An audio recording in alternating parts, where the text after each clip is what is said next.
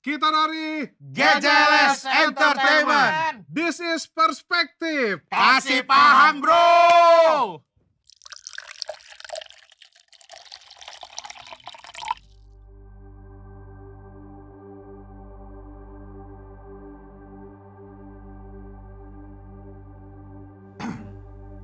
Siapa dulu yang jawab? Lu dulu, Po. Gua. Nah.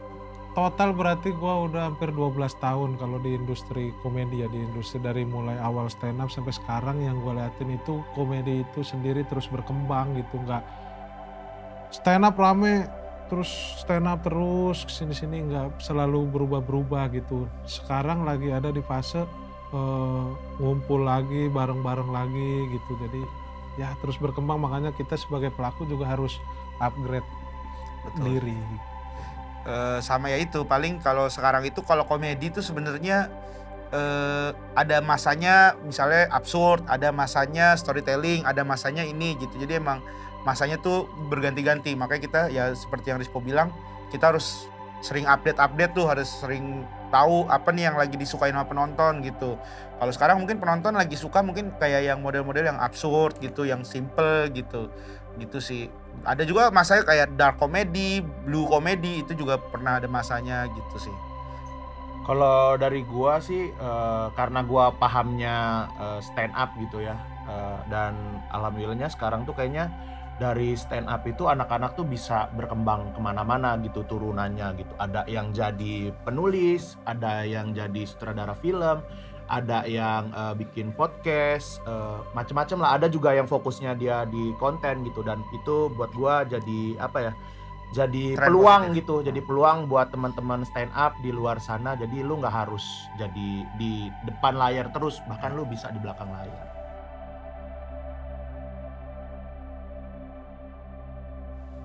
Alasan kita ngegrup sih sebenarnya karena kita pengen senang-senang aja sih gitu kan. Kalau misalkan kita stand up itu ya kayak kita semuanya tuh ngerasainnya kayak gue misalnya stand up tuh pasti deg-degan, pasti segala macam. Kalau ngegrup tuh benar-benar fun banget sih, karena kita pengen mencari funnya dalam dunia komedi itu seperti apa gitu. Kadang kalau stand up itu ya punya tekanan sendiri gitu, tapi ketika ngegrup, ketika ada kerjaan atau apapun itu ngejalaninnya fun gitu. Makanya kita lebih memilih untuk ngegrup aja gitu. Sebenarnya sendiri juga masih, ngegrup ini ya sambil gitu untuk mencari funnya sih.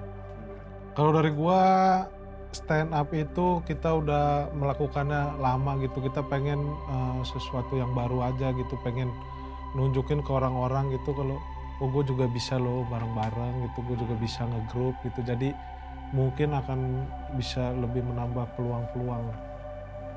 Iya, jadi nyatuin apa ya, kekuatan aja gitu. Kalau sendiri-sendiri udah punya keunikannya masing-masing nih, pas di ngegrupin ini tuh jadi sesuatu yang beda lagi gitu.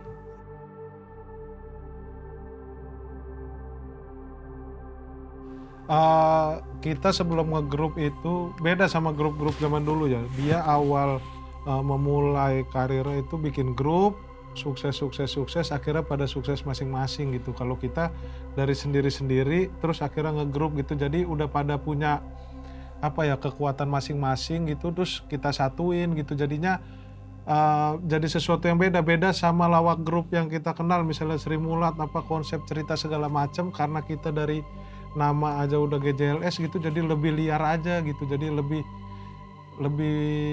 aneh lah gitu. Ya perpindahan dari, maksudnya sempat ada grup terus jadi komedi tunggal gitu ya. Kayaknya cuman sesuatu yang baru aja sih sebenarnya. Sebenarnya masih sama aja gitu, pecinta grup ada gitu. Karena kalau kita lihat sebenarnya kayak program-program TV yang ada sekarang yang lagi ramai ya, contoh Lapor Pak segala macam gitu kan juga sebenarnya itu komedi grup juga lah gitu.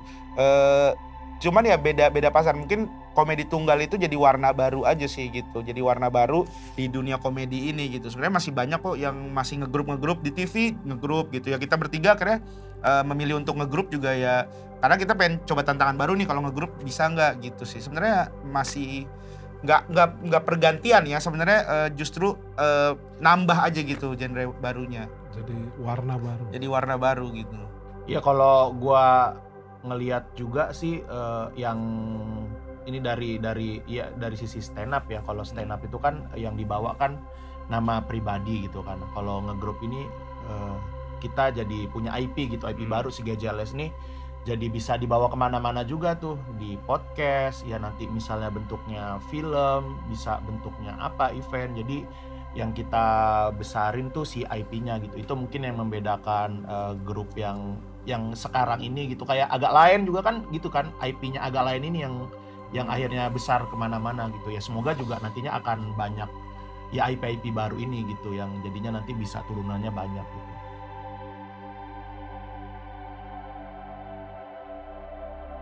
Kayaknya akan peluang yang besar ya, menurut saya komedi itu menjadi sebuah peluang bisnis yang besar untuk bisnis ya, kalau misalnya kita mikirin ya, ngomongin ya. Contohnya aja soalnya sekarang kayak film itu udah ada konsultan komedi, dulu mungkin belum ada gitu.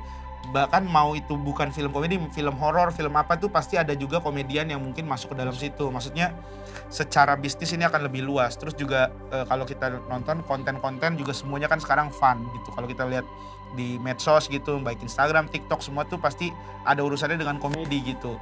Dan ini akan jadi peluang yang besar gitu. Banyak kok akhirnya komedian-komedian yang akhirnya membangun perusahaan untuk bergerak di bidang komedi. Kalau yang kayak kita tahu ya, contohnya Deddy Corbuzier gitu, dia punya sub talent atau perusahaan tuh yang emang bergeraknya di bidang komedi gitu. Terus ada MLI juga, salah satunya kita GJLS juga, ada Comika juga. Menurut saya ini akan jadi peluang yang besar, dan ini sebenarnya memang dari teman-teman komik tuh udah harus mikirin juga. Maksudnya dari pelaku komedi lah, bukan teman-teman komik doang. Pelaku komedi tuh harus ngelihat potensi ini gitu. Jangan sampai kita ketinggalan gitu. Jangan sampai kita yang pelaku komedi malah nggak tahu nih dengan bisnis ini yang sebenarnya udah semakin besar gitu.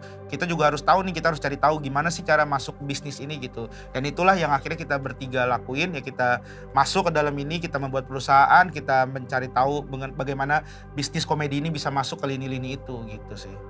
Kalau dari gua, industri komedi ini sampai ke depannya masih sangat berpotensi sih, masih sangat bagus gitu, selama pelakunya masih terus berkreativitas gitu, terus bikin sesuatu yang baru lagi. Iya, udah semua kayaknya.